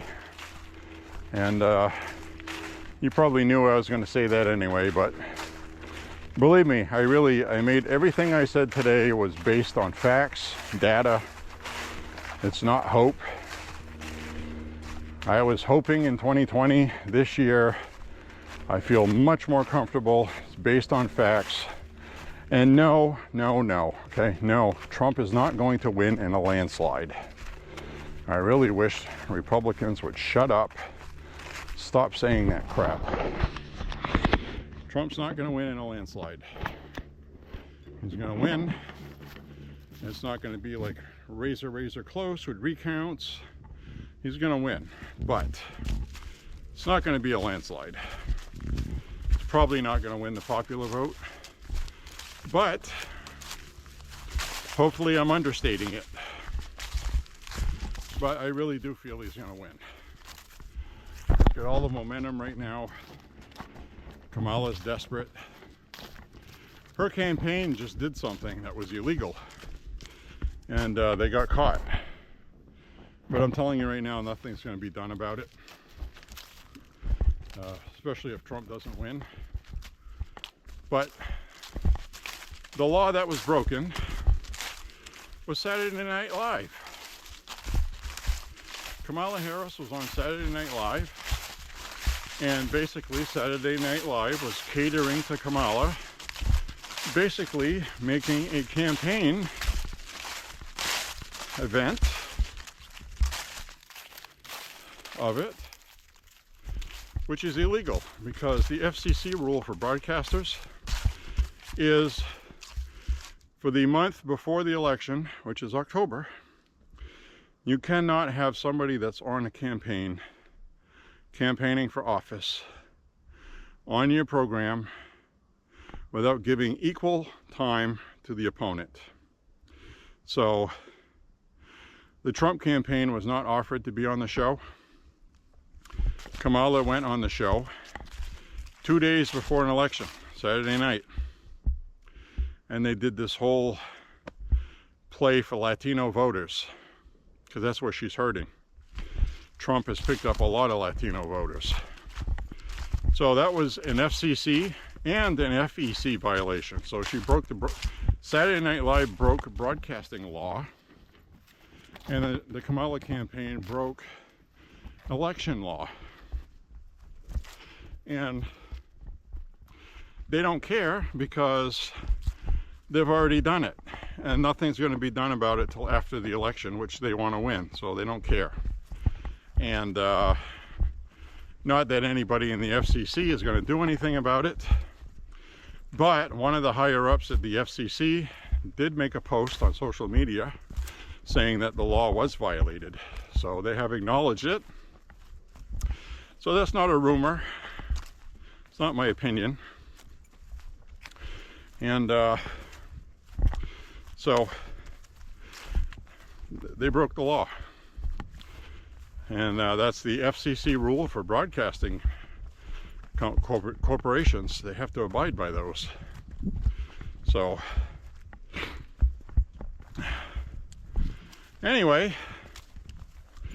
part of the FCC license that these networks enjoy is it would cost them millions and millions and millions of dollars to buy a license like that, and they have it for free for the airwaves, as long as they abide fairly politically, because taxpayers and the FCC regulate these rules and they need to be fair. It's a fairness rule. So they violated that. And like I said, nothing's going to be done about it. But they did cheat, and I just wanted you to know it. So this comes after the program decision maker for Saturday Night Live, the first week of October, issued a statement. They made a promise that they weren't going to do this. Okay? That's really the stickler I have, as reported in the New York Post and the Independent, that Saturday Night Live head chief program decision maker stated publicly to the media that we are going to adhere to fairness for this election and not do that. And they just blatantly just broke the law after saying that, realizing that Kamala is not winning, she's behind, and she needs help. So they intentionally broke the law to do that because they're desperate. And again, I'm not making that up. This happened. You can research it. Just do a search for it. You'll find it. And so that's how I know they're in trouble. They know they're in trouble. And, you know, Trump is campaigning like a madman these last 2 days. He's got 2 more rallies today, and he's got 4 tomorrow. He's going to do 4. He's going to be finishing up way late at night. And the election day starts Monday morning, when the polls, Tuesday morning when the polls open.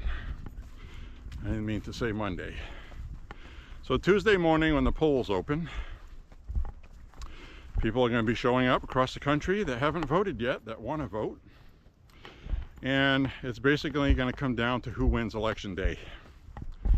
And there are going to be some overseas ballots that show up late. Pennsylvania, for example, how they work. I'll run down what I know. Is how they work is no early voting, no absentee ballot, no mail-in ballot. People that went and voted in person early will be counted right away when the election day starts. But the absentee mail-in votes are not counted until after election day. So they're not going to start counting those until the polls close on election day. So we're absolutely not going to know who won Pennsylvania for a few days. But what I'm saying is let them cheat. Just let them cheat. Because Trump just needs one other state out of those battlegrounds, and he's won. So we very well may see by voter day turnout, with the amount of absentee ballots that they know is out there, that mathematically it'll be impossible for Trump to lose. And they may announce on election night that Trump won, because as I explained to you, if Trump wins Michigan, it would be really, really good, because that is the easiest state past Minnesota for Kamala to win. So they changed their election laws, as I was explaining, and they made it so on election night, the Secretary of State in Michigan said they should know who won Michigan before 1 a.m. at night in the morning on election night, because they changed their election law where their early votes and mail-in ballots will be counted as soon as they come in. They're not waiting till election day. And that was actually voted for by voters. It was on the ballot, and voters voted for that. And I hope beyond hope that it does not make it easier for them to cheat, because they already know the outcome. Look, today's Sunday, tomorrow's Monday, and early voting has ended pretty much everywhere. Election day comes up on Tuesday. If Michigan has already counted their votes, then somebody that works for the state of Michigan knows if Trump is winning. And I believe he is. But if they have an established cheating system in place, that now they will have an official leak of information to somebody that can make ballots, well, then we have a problem. But I've seen no indication of that. I've heard nothing about that. That would be pure conjecture on my part, and I don't want to spread misinformation. So as it is right now, we're probably going to know if Trump wins Michigan on election night instead of having to wait. Now, Wisconsin, we're not going to know till the next day probably. So I remember a ballot drop at 4 o'clock in the morning, 2020. Thousands of ballots. A lot of them were marked for Biden only, no votes for Trump. So I don't know how that started. So we'll keep an eye on Wisconsin. Hi, Chief. Hi, how are you? How are you? Pretty good. And we'll keep an eye on Wisconsin Tuesday. But again, I don't think... Yes, Who's going to win? Trump. Who are you voting for? I'm a Vietnam veteran. I can't vote for Trump. Why not? He loves veterans. Yeah, that's what he says. That's what he's done. Disparages them. No. No, that's what he's done. If you're talking about these suckers and losers comment, that's BS. That's media. Anonymous, unverified. John Kelly hates the guy. The man is unstable. No, I voted for Harris. How is he unstable, sir? Well, yeah, he's all over the place. With what, specifically? Well, I don't want to hear what was said on MSNBC. I want to know what you heard and saw specifically yourself. well, I didn't see it, of course, because I'm not around it. But, Do you watch his press conferences? yeah. Or do you watch clips on TV? It's very important. Well, that- I've seen his speeches. entire He's speeches. unhinged. He's Entire. all over the place. Entire speeches. Actually, I did hear. Well, I don't know if it was entire, but it was a long clip of when he was speaking, and he was going on about, the microphones and all that Yeah. stuff. You know what that was? You know what that was? Do you know what happened? Because I actually watched it. Well, apparently the microphones didn't work. But That's he was right. talking about firing all these people, and Yeah. I mean, He's entertaining the crowd. huh? He's entertaining the crowd. Well, You know, there's when no people, crowd. the unhinged people are the ones going around saying he's an orange Hitler and he's going to kill people and imprison them. That is the most Well, ridiculous. He talks about his opponents as enemies of the people. They are. Oh, come on now, that's ridiculous. Do you honestly think the January 6th committee was fair and honest? They couldn't even show his entire speech. They cut off the part where he said peacefully and patriotically, go Yeah, make your but he voices heard. delayed how long before they authorized bringing in the National Guard? He requested 10,000 troops and was denied by the mayor of D.C. and Nancy Pelosi. That's on record. Okay, I'll take that into account. I mean, the media has been so awful, people just don't know at this point what really happened, and it bothers me. It scares me to death. Are you working on the campaign? No, I'm just a voter. I live here in Lewiston. Oh, okay.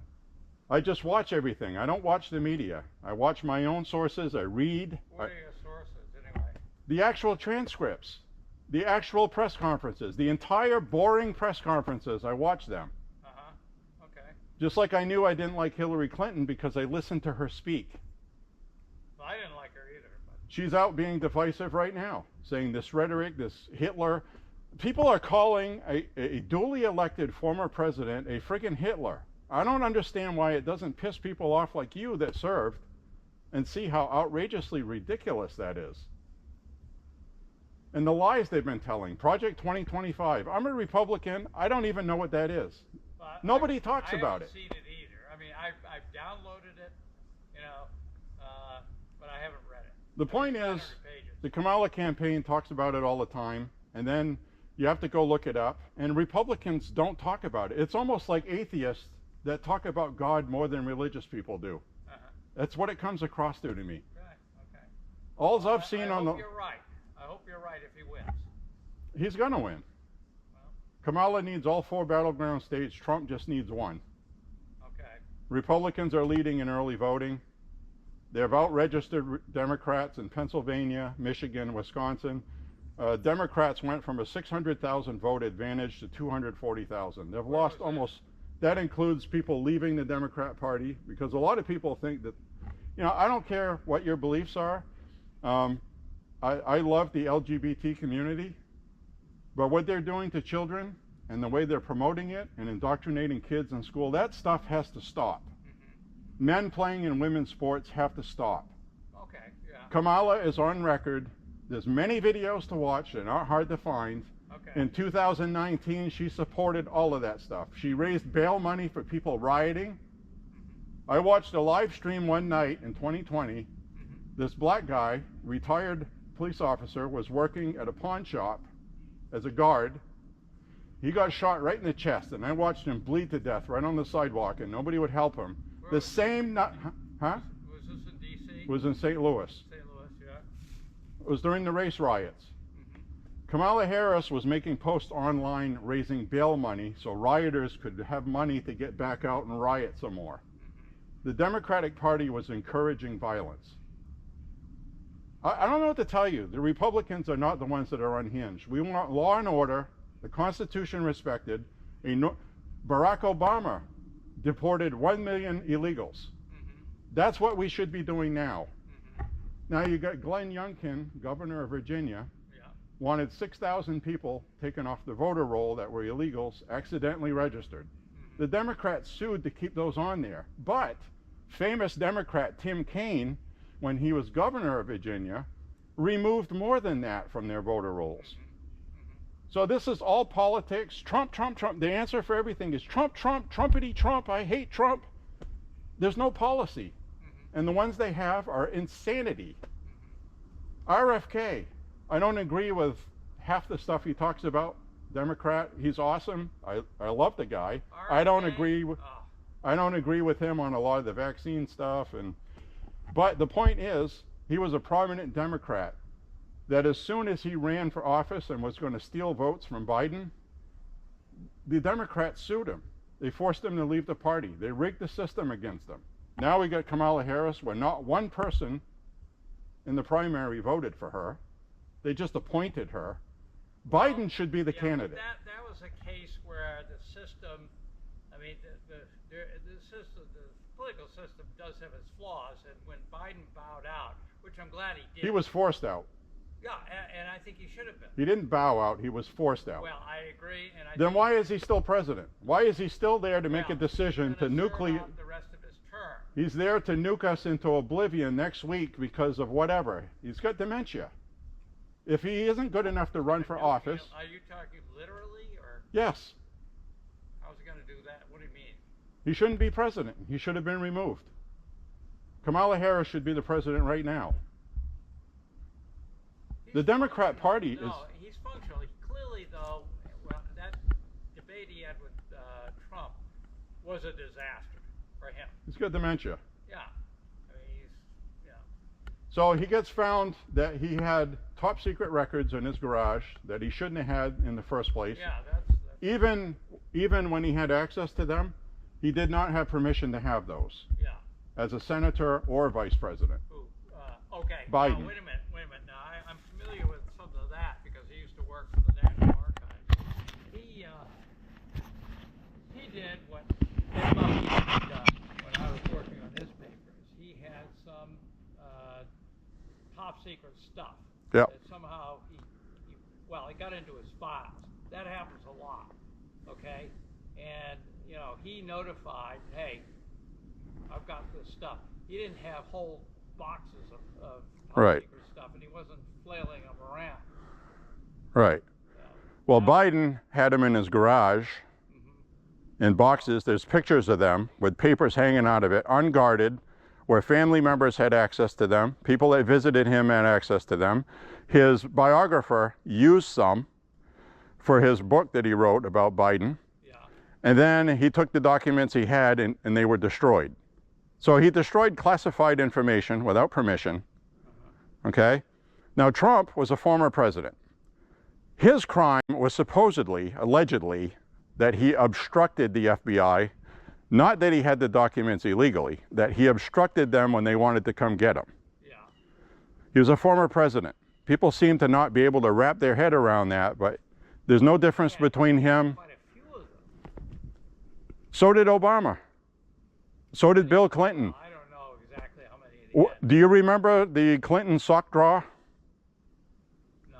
from the 80s, 90s, late 90s, early 2000s? After he was president, he had classified documents in a friggin' sock drawer. Okay. That made the national media. I have to cut you off because it's getting dark and I gotta finish. What's your name? My name's John. I'm Chris Bean. Okay. Well, all I wanted to tell you is that I'll listen to you. I'm open-minded. I've been called a racist, a bigot, a domestic terrorist, and a cult. Who called you that? Democrats, people online, people in person. Oh. I have a Trump flag outside my house, and the other day some woman drove by, fucking racist! Oh, really? That's all I see on the left. Today I put some Harris wall signs up, and I would say half of them disappeared. So, Well, 2020, there's about a 4-mile stretch from where we go shooting every weekend. All the signs got ripped up a week before the election, all the Trump ones. really? Okay. So, No, that's wrong. That's wrong. I'll agree with you on that. and I will honestly tell you, Republicans do not want to censor you. We don't want to stop you guys from speaking. We don't want to stop you from putting signs out. You're always going to have idiots. But I have experienced it myself, and I didn't like it. Yeah, and I think that's wrong. I don't think that kind of sabotage is wrong. Whoever's doing it for whatever reason. Somebody ripped up my sign in 2020 after they announced Biden won. So I've never done that. That's ridiculous. So anyway, Active with the local Republicans here in Lewiston, or where? what's that? Are you active with the local Republicans? No, I'm just a voter. Okay. I'm just a voter. I'm just somebody that cares about what's happening, and I don't like this country. I want to see how it was in the 70s and 80s before all of this corruption. The reason they don't want Trump in D.C. is RFK, Elon Musk, and Trump are actually going to clean our government and cut $2 trillion in spending, and they don't want that in D.C. because the richest suburb in the country is the suburb around D.C. All of these people are the wealthiest people in the country, all off our tax dollars, Republicans and Democrats. A third of the Republican Party freaking hates Trump. Those are the ones I want to get rid of. They're corrupt. Lobbying in D.C. We'll see what happens. I mean, Well, it would take a miracle for Kamala to win. She could win, but chances are she's not gonna. And you're not getting honest polling in the media. well, the polling now, what I've heard about, I hate to interrupt you. It's getting dark. I gotta get home. Okay. The time- Well, I follow. If you had more time to talk, I'd like to hear you out. I follow election data, registered voters, people who switch parties. Republicans changed their whole ground game since Laura Trump became head of the Republican Party. There's a whole army of lawyers now. We're basically going to play the same game the Democrats do. Well, my understanding with the polling, I see articles about polling, and I get a lot of stuff from Democratic candidates wanting money, of course. Yeah, And it's all alarmist stuff. Well, we're I get the same thing. You have to filter through that. My understanding, though, is that many pollsters were wrong about 2016 and 2020, Yep, and that they're sort of, shy about, they're wrong this year too. huh? They're wrong this year too. I'm not basing anything I told you on polling. Yeah. I Well, go, we'll see what happens. Well, anyway. Well, I'll keep an open mind. I'm not Okay. losing my mind. that's all. See anybody what you or anybody else wants to say. You know, I don't like Republicans like Marjorie Taylor Greene. She's loud, she makes noise, that's not what I want either. But what I'm trying to say is both parties have their faults, and right now the Democrats are over the cliff, far left, authoritarian. They really scare me, quite honestly. I don't see the authoritarianism. What I don't like is, Oh, you didn't think the lockdowns was authoritarianism? well, Do you honestly believe that Health emergency. most, it's not in the Constitution. Pandemics are not mentioned in the Constitution. Well, it's getting dark. I gotta get back. Okay, well, just keep in mind that Japanese Americans in the 40s were interned in camps. They were American citizens. Democrats did that too. For the public good, for the health of the country.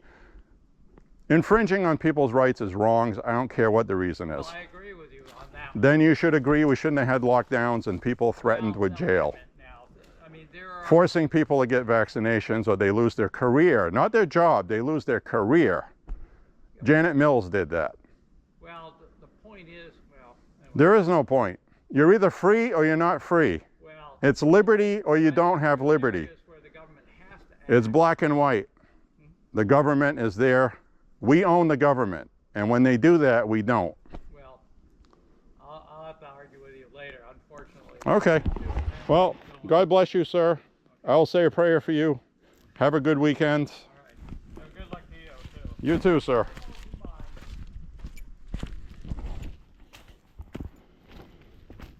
Well, that was unexpected. Hope you enjoyed that conversation. And, you know, that's the thing. A lot of these people, they don't want to have those conversations. Now, he's going to be mad about me. He's going to talk about me to other people. And they're very vindictive, these liberals. That's why when he asked me what my name was, I didn't give him my last name. I gave him my first name, which is something I would recommend that you do also. And you'll notice that the points I brought up, he didn't have an answer for it. Yeah, well, you know what he wanted to say? He wanted to go, yeah, well, but Trump. It's fucking Trump. He's Orange Hitler. What's wrong with you? He knows what I told him just now was true. And he didn't have an answer for it. You can't say you have freedom and liberty, but there's times when it's okay to take it away from you. It's never okay to take away people's rights and liberty.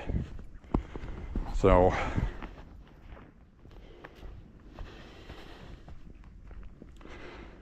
at least he wanted to talk.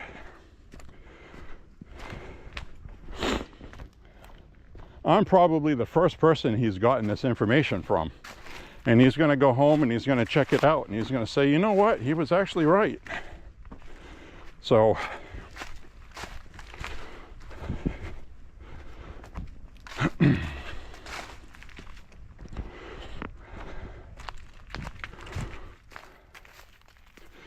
so you have a lot of these people that are poisoned by the media.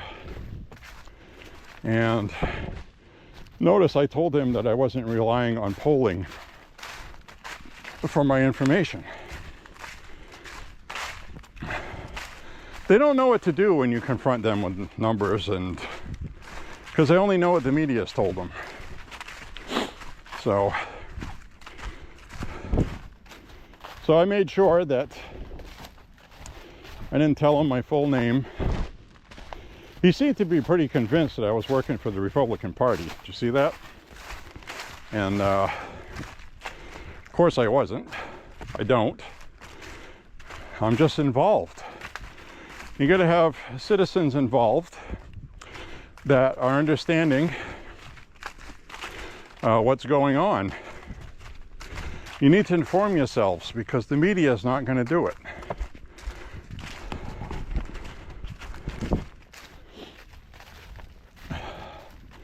And everything I told him was true. So I thought that was a very interesting conversation. And, you know, and I don't trust these people. I really don't. Because, you know, he had a smile and he said this and that. And, you know, but these people can be very vicious, vindictive.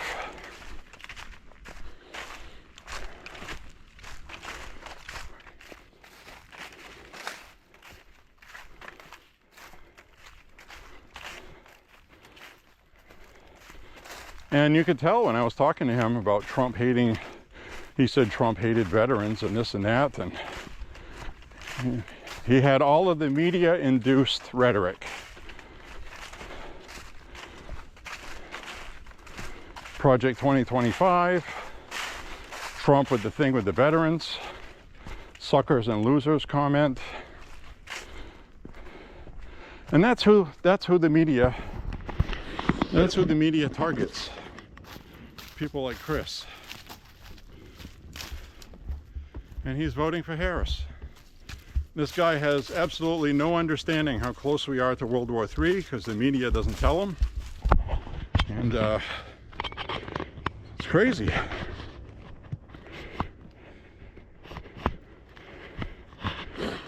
It's crazy. So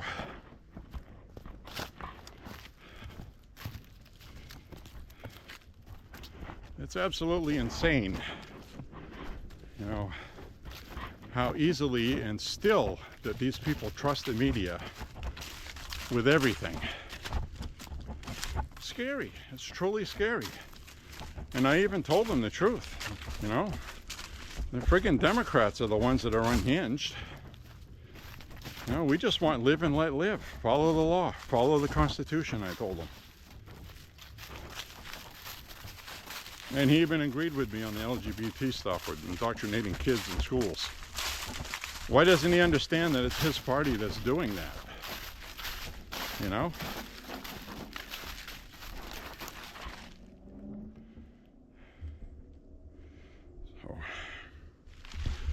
So a little over 4 miles. I guess it's time to bug out. We'll walk on our way out of here. You know, I was going to edit that out of my video, but I think I'm going to air that. I think I'm going to leave that conversation in there. Just as kind of an example on the kind of conversations you need to have with people in a civil manner, without calling each other names, and just arm yourself with facts. Nothing I told him was false. He's going to go home and research it. And, you know, that's the other thing too. What's he going to find when he searches? You know, he doesn't know basic things. Basic things like when you go to a news article, he doesn't understand how corrupt the media is. It's called the bottom third. In fact, I wish somebody would make a documentary about how corrupt the media is and actually call the documentary movie The Bottom Third. Because usually that's where the media puts the truth, because they still have to put some form of truth in articles. So, first paragraph is the narrative for the day. The news story that they're trying to promote, the narrative, the agenda. All of the deceptive propaganda is usually in the first paragraph. Second paragraph will start to elaborate more about what they were talking about in the first, to not make it look as much as they're being biased, because they understand that, like on social media, you'll see a headline like on Facebook or wherever, and people don't click on the link to read the article. So the first biggest piece of propaganda is in the title, and they'll frame it in a way to push their narrative, to make who they're talking about look bad. Then the first paragraph will reaffirm the headline. First third. The middle act will have more of the opposition's comments. This is what the Trump campaign had to say about that. Okay. So they'll offer some counter argument in the middle somewhere. And then the last part of it, they will actually have the factual information. Knowing that 80% of the people that read an article never get to the last third of the bottom third of the article.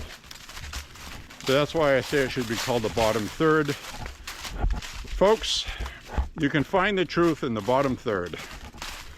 All right? So, all right, well, I'm pretty sure that guy was pretty perturbed. They ate up about 10 minutes of his walk today with the little bit of light we have left. My apologies to Chris, the confused Democrat, but things had to be said, man. So we're gonna walk our way out of here. Then you could tell when I said, God bless you, sir, have a good weekend. He almost didn't believe I said that, because it's not something these people talk about anymore. So a lot of these people have strayed away from God, religion, and they're straying towards communism. A lot of them, like him, without even realizing it. And I had to remind him that he starts having an argument for the lockdown. What did I bring up? He said it was, oh, for the greater good. It was a pandemic, a lockdown. Well, no.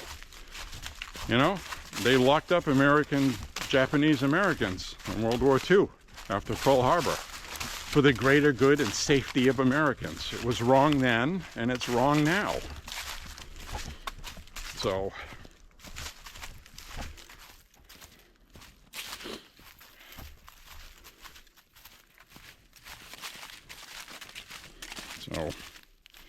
I didn't even get into being able to tell this guy that I used to be a Democrat. I used to be a Democrat, but I was a Kennedy Democrat. And he's already been conditioned to not like RFK. You could tell as soon as I brought him up. So this guy is watching the media, okay? You can tell when you're talking to them, and you can almost tell what channels they're watching. He watches MSNBC. So that's personal choices, man.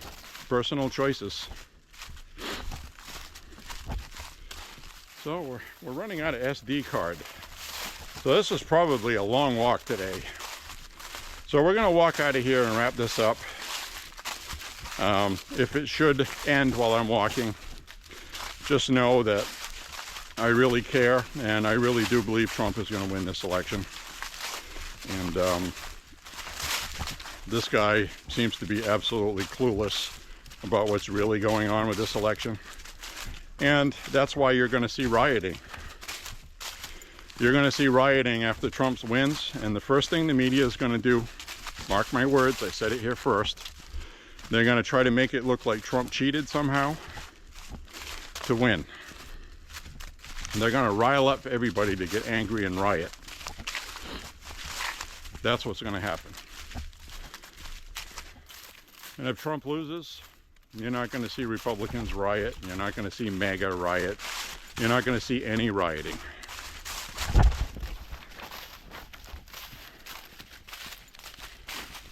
So,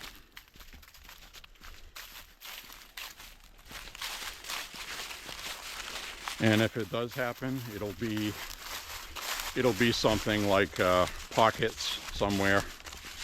It'll be some group that organized it, having nothing to do with Trump or MAGA, really. Just be people looking for trouble. So, anyway, that being said, thank you very much for walking with me. Click like and subscribe, share the content, and say a prayer for people like Chris, who, unbeknownst to him, have no idea what's really going on in this country, which really should frighten everybody to death. That is how bad the media has been. And so anyway, I could have just walked by him and just shrugged him off, not said anything. But I felt like 2 days before the election, I needed to say something, and I did. And I was kind, courteous.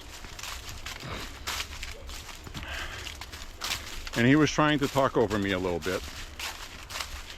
But anyway, we'll see you on the next walk, folks. Thanks a lot for walking with me, and have a beautiful day. And God bless you, and say a prayer for Trump. Make sure his safety is good, and that he wins the election with no shenanigans. Talk to you later. Bye-bye, everybody. Thanks again for walking with me.